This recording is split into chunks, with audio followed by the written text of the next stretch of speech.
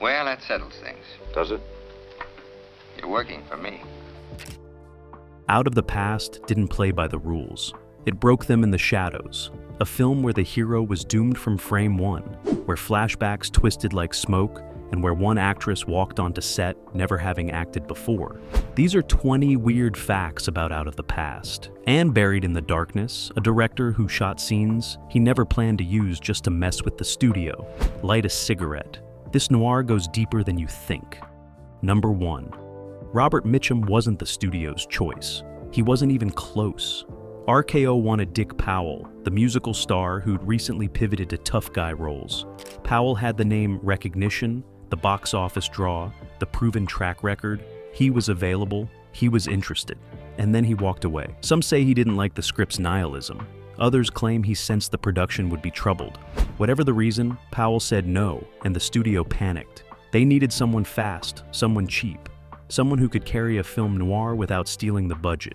Enter Robert Mitchum. At the time, he was a contract player, reliable but unremarkable, known more for showing up on time than for stealing scenes. He'd done supporting roles, bit parts, nothing that screamed leading man. But director Jacques Tourneur saw something else. A weariness. A danger hiding behind drooping eyelids. A man who looked like he'd already lost before the fight even started.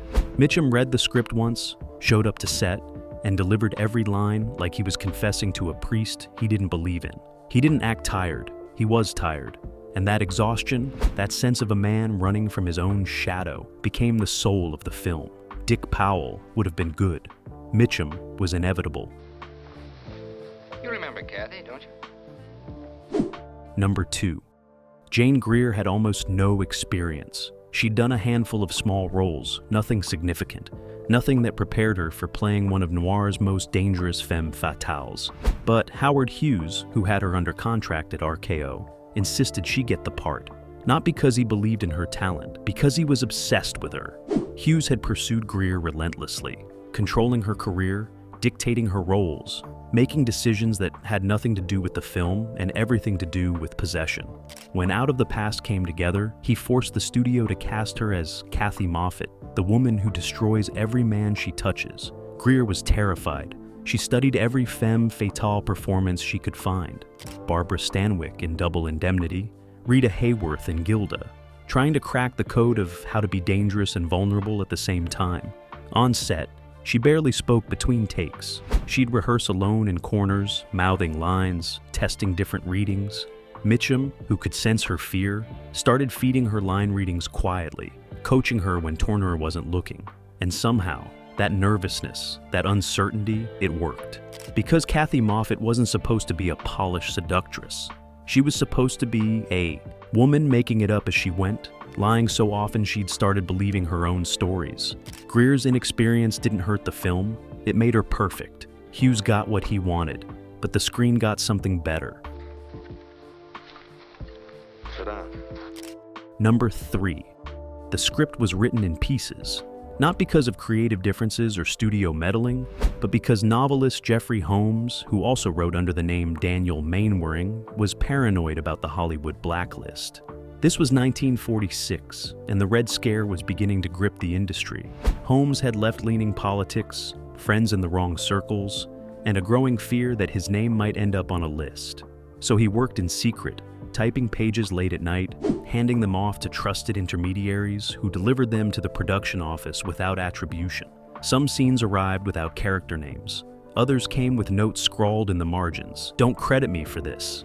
The studio didn't know how to handle it. They brought in James M. Cain, the legendary crime writer behind Double Indemnity, and The Postman Always Rings Twice, to do uncredited rewrites.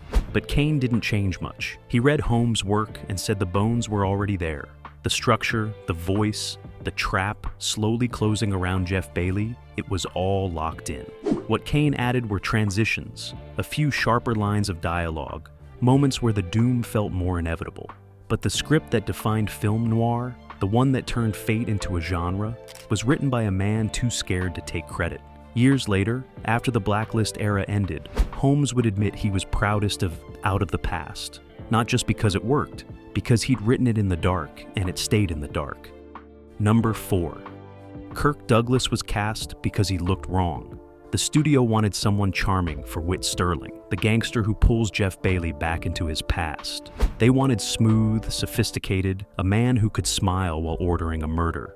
Douglas had just broken through with The Strange Love of Martha Ivers, but he wasn't known for playing elegant villains. He had that cleft chin, that intensity, that working-class energy that didn't scream money or power. But Turner wanted exactly that. He wanted Whit Sterling to feel dangerous because he was trying too hard. A man who'd clawed his way up, who wore expensive suits but couldn't hide where he came from. Douglas understood immediately. He played Whit like a man performing wealth, someone who studied how rich people talked and moved, then mimicked it with just enough error to make you uneasy.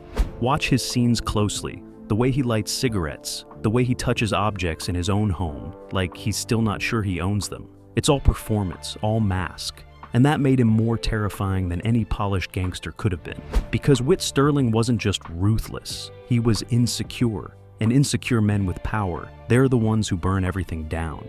Douglas took a role written for elegance and turned it into something feral. Turner never told him to do that, he just let him run. Hello, Mark. I'm glad to see you again. You know, I always wondered if you missed me. Number 5. The film's most famous line wasn't in the script. "Baby, I don't care." 4 words that became the emotional center of the entire movie. Jeff Bailey's surrender, his admission that love had made him stupid, that he'd known Kathy was lying and loved her anyway. It should have been written.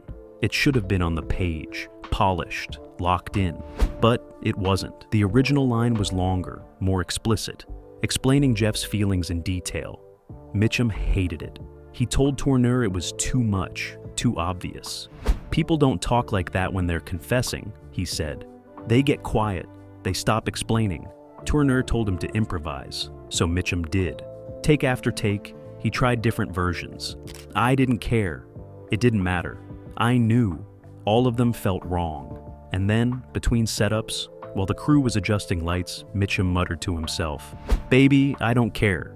Turner heard it from across the set. He called for the camera to roll without telling Mitchum. They did the scene again, and when the moment came, Mitchum delivered the line he'd been rehearsing with himself. Quiet, broken, final. Turner called cut and said, "That's the one. Don't change it." The studio later tried to rewrite it in post-production, claiming it was too ambiguous. Turner refused. He said if they changed that line, they'd have to reshoot the entire film. They backed off, and 4 words became legend. Baby, I don't care. Number 6. Jacques Tourneur directed half the film without a shot list. For a director known for his meticulous planning, it was unheard of. But Tourneur believed film noir worked best when it felt improvised, when the camera stumbled into darkness and discovered something it wasn't supposed to see. So, for many of the flashback sequences, he'd arrive on set with only a vague sense of what he wanted. He'd watch Mitchum and Greer rehearse, observe how they moved, where they naturally gravitated in a room, and then he'd design the shots around that instinct. The cinematographer, Nicholas Musuraca, thought he was insane. Musuraca was a technician, a master of shadow and light who needed time to rig lamps, set flags, control every inch of the frame. But Tourneur kept changing his mind. Move the key light, make it softer, now harder, now kill it entirely. Some days they'd shoot a scene 3 different ways, and Tourneur wouldn't decide which version worked until he saw it in the editing room. The studio hated it. They said he was wasting time and film stock, but Tourneur had a secret. He was shooting extra footage deliberately, scenes he knew he'd never use, just to make the studio think he was indecisive. That way, when he assembled his preferred cut, they'd think they were compromising with him, when really they were approving exactly what he wanted all along. It was manipulation disguised as chaos, and it worked. The studio thought they were wrangling a scattered artist. Tourneur was 3 steps ahead the entire time. Number 7. The location shooting nearly killed the production. Most film noirs stayed on studio lots, controlled environments where shadows could be painted and rain could be scheduled. But Tourneur wanted real locations, real geography, the feeling of a man trapped not just by his past, but by the actual physical world.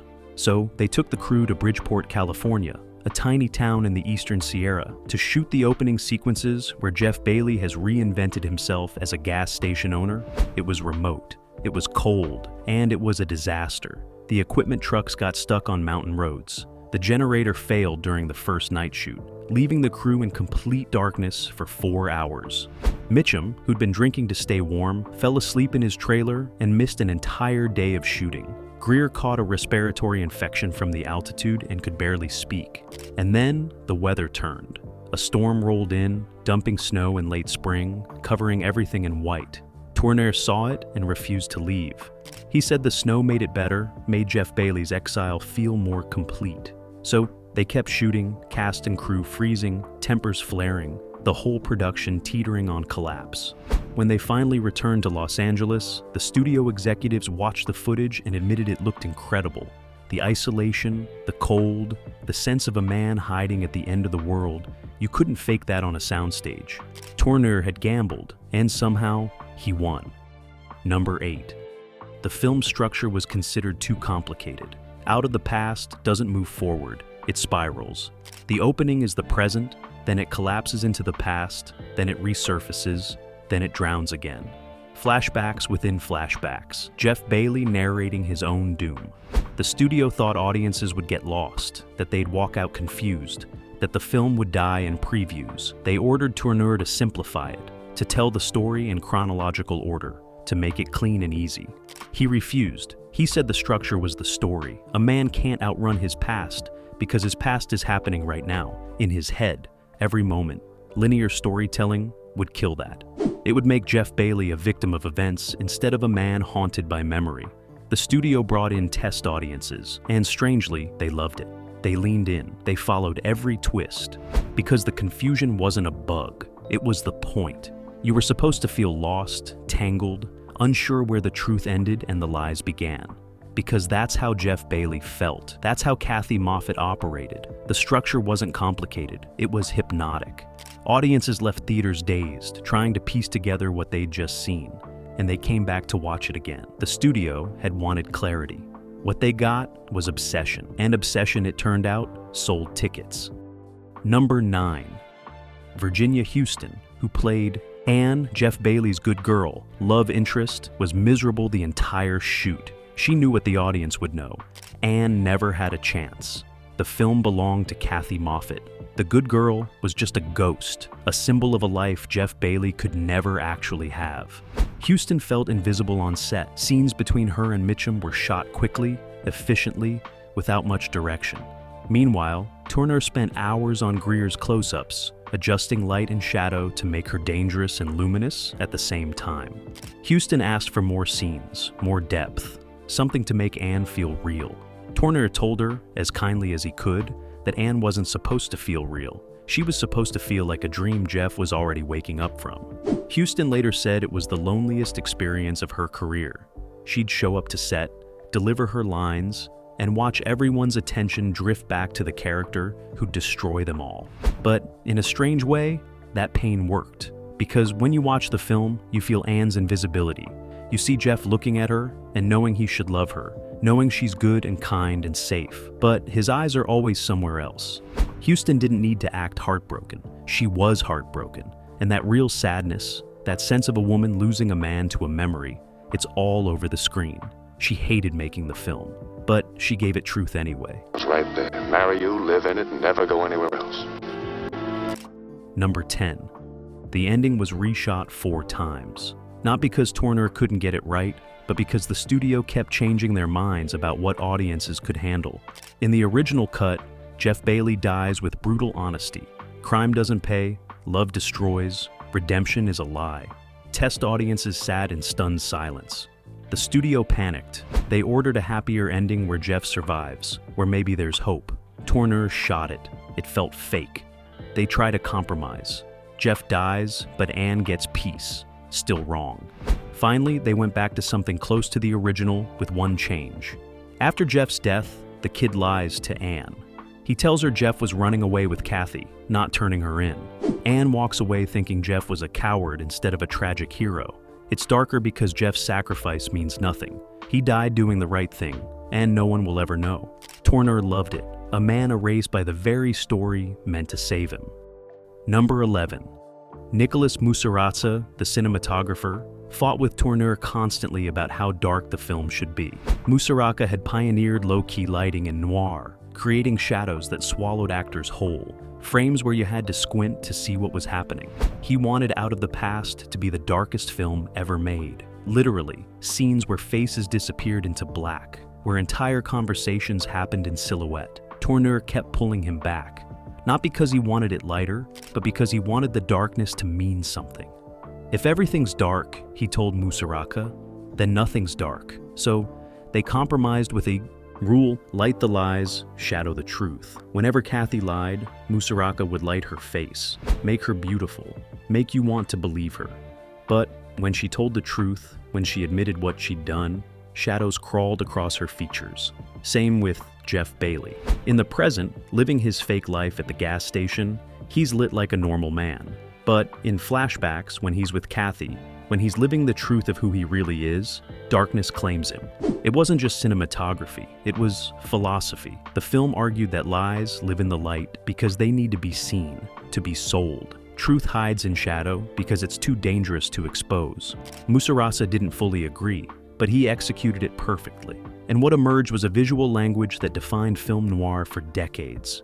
Every shadow and every noir that came after, they all owed something to the fights between Tourneur and Musuraca, two artists arguing about darkness until they created something luminous. Number 12. The film's budget was so tight they couldn't afford retakes. RKO was hemorrhaging money on bigger productions, and this little noir was expected to come in fast and cheap. So Tourneur developed a system. He'd rehearse each scene for hours until the actors had it perfect. Then he'd shoot it once, maybe twice if there was a technical issue. No safety takes, no exploring different readings. You got it right, or you moved on. Mitchum loved it. He hated repeating himself, hated losing spontaneity. Greer was terrified, begging for one more try. Tourneur would shake his head. It was perfect, trust me. Douglas called it insane but exhilarating, like walking a tightrope without a net. The crew called it Tourneur's wire act. The performances have this raw quality even though they were meticulously prepared. Nothing feels safe. Years later, film students analyzed how Tourneur got such naturalistic acting. The secret wasn't method or motivation.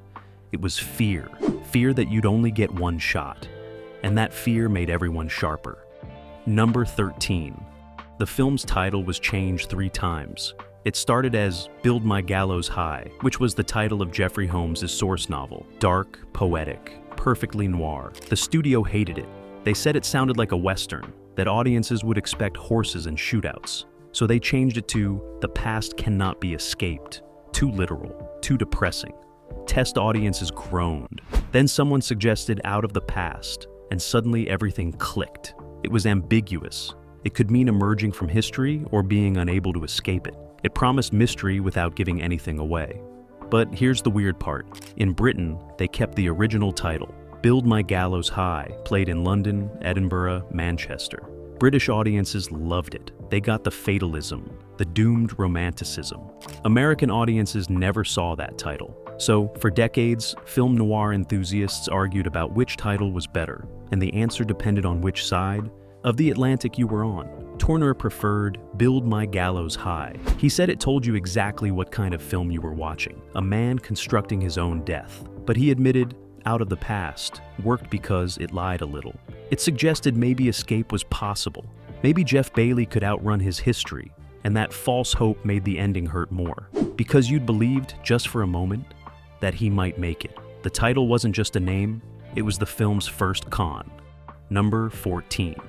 There's a character who barely speaks but nearly stole the movie. The Kid, Jeff Bailey's assistant at the gas station, played by Dickie Moore. He's deaf and mute, communicates through notes and expressions, worships Jeff like a father. Moore wasn't actually deaf, but he studied at a school for deaf children to prepare. He learned sign language even though the film never uses it. He wanted to understand silence as its own language. On set, Moore stayed in character between takes, communicating through gestures. Some crew members forgot he could talk. Mitchum tried to break him, make him crack a smile, say something. Moore never did. The Kid wasn't just support, he was Jeff's conscience, the innocent witness who saw the truth and couldn't speak it. Until the end, when his lie saves Anne and damns Jeff's memory. Moore never became a star. But noir obsessives remember the kid, that face in the background, watching, judging, finally choosing mercy over truth. Number 15. The film's score was composed in a panic. Roy Webb, RKO's go-to composer, had 3 weeks to write music for a 97-minute film. Normally, he'd have 2 months, but the production had run over schedule, post-production was rushed, and suddenly Webb was staring at a locked picture with almost no time. He made a radical choice. Less is more. Most films of that era were wall-to-wall music, orchestras swelling at every emotional beat. Webb stripped it down. Long stretches of Out of the Past have no score at all, just silence, breathing, footsteps. When music does appear, it's sparse, often just a few instruments, a lonely trumpet, a bass line that sounds like a heartbeat. The studio hated it. They said it felt empty, incomplete, like Webb had given up. They wanted strings, big romantic themes, music that told the audience how to feel. Webb refused to add more. He said silence was the most honest sound in film noir. These were characters lying to each other constantly, performing emotions they didn't feel. Why should the music lie too? Tourneur backed him completely. Together, they fought the studio, scene by scene, arguing for quiet, and they won most of the battles. The result is a score that breathes, that trusts the actors and the images to carry the emotion. Modern audiences don't even notice the music in Out of the Past, and that's the point. It's there, supporting, shaping, but never announcing itself. Webb composed one of the great noir scores by having the courage to compose less. Number 16. Jane Greer couldn't watch the film for 20 years. After it premiered, she attended the first screening, sat through the entire thing, and left the theater feeling sick. Not because it was bad, but because she recognized herself in Kathy Moffat in ways that terrified her. The manipulation, the lies, the way Kathy used beauty as a weapon while feeling trapped by it. Greer had lived that, had used those exact tools to survive Howard Hughes' obsession, to navigate a Hollywood that saw her as an object, not an actress. Watching Kathy destroy men while destroying herself, it was too close, too real. She avoided the film for decades, wouldn't discuss it in interviews, wouldn't attend retrospectives, would change the subject whenever someone brought it up. It wasn't until the 1980s, when film noir was being rediscovered and celebrated, that she finally watched it again. By then, she'd had distance, therapy, a whole life beyond that role, and she wept. Not from pain, but from recognition of something else. She'd given that performance everything, had poured her fear and anger and confusion into Kathy Moffat, and it had worked. She'd created one of cinema's great complicated women. Not a villain, not a victim, but something more dangerous. A human being making terrible choices and knowing exactly what she was doing. Greer later said, "Out of the Past was the role that defined her and the role she spent half her life running from. Sometimes your best work is the thing that scares you most." Number 17. Robert Mitchum was arrested during production.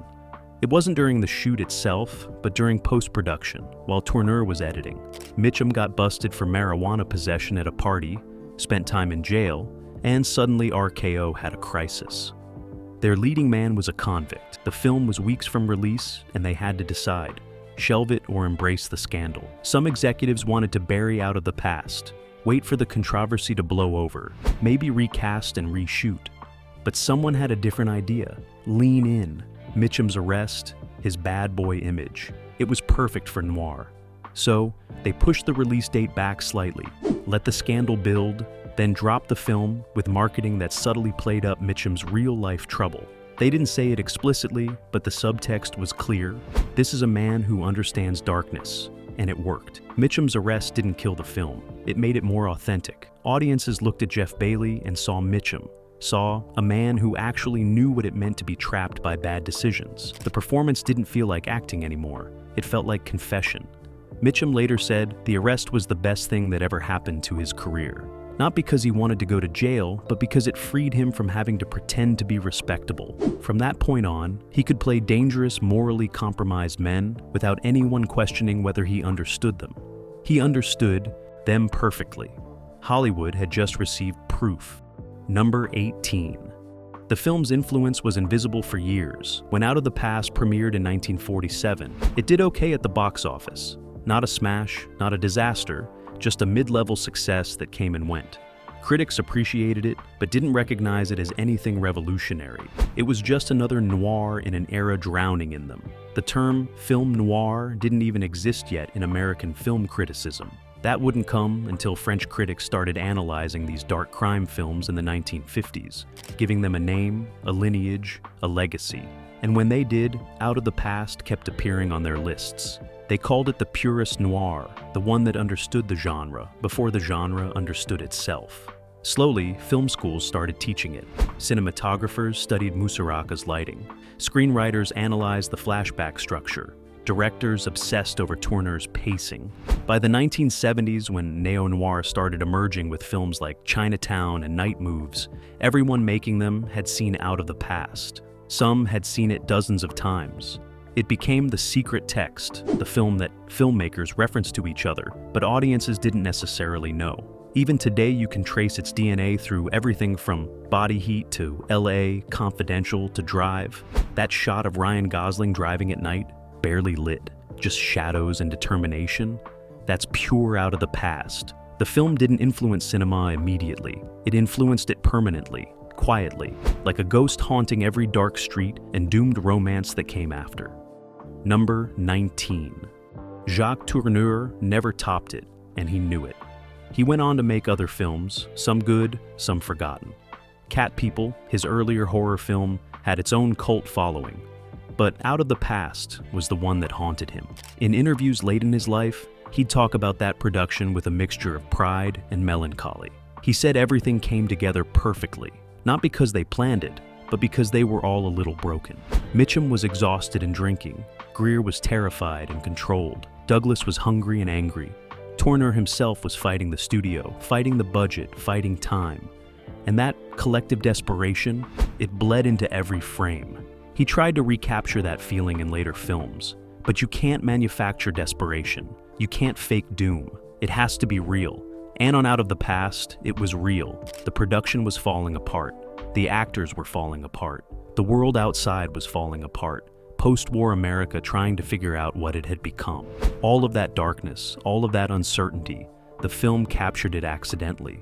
Tourneur said the sad truth about making something perfect is that you can spend the rest of your career trying to do it again, knowing you never will. Not because you've lost your talent, but because that specific combination of chaos and control, fear and courage, it only happens once. Out of the Past was his once, and he was grateful for it, even as it overshadowed everything else he'd ever do. Number 20. The film's final shot wasn't scripted. It was an accident that became iconic. After the kid lies to Anne, after she walks away believing Jeff was a coward, Tourneur called cut. Everyone started packing up, but Dickie Moore stayed in position, standing in the doorway, watching Anne disappear. The camera was still rolling.